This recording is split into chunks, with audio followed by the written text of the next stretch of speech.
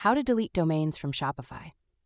Hey guys, in today's video, I'm going to show you how to delete a domain from your Shopify store, whether it's connected from GoDaddy, Namecheap, Hostinger, or any other domain provider. So make sure to watch this video till the end, and let's get started. First, open your Shopify admin, like here on my screen, once you are in there, and then go to the bottom left corner of your dashboard.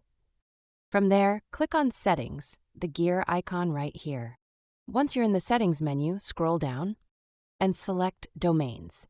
This will open up the Domains section, where you'll see a list of all domains currently connected to your store. Now, before you can delete any connected domain, you need to make sure that your Shopify default domain is set as the primary domain. So to make it the primary one, click on your default Shopify domain. It usually ends in .mishopify.com, and set it as the primary domain. This step is important because Shopify doesn't let you delete a domain if it's currently set as the primary one.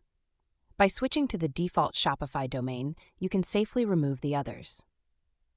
Once that's done, go back to the domains list, and here will be all of your domains available. You have to click on the domain you want to delete. You'll see the option to remove or delete the domain. Click that, confirm the removal, and the domain will be disconnected from your store. Repeat the same steps for any other domains you no longer need. And that's it! You've successfully deleted domains from your Shopify store.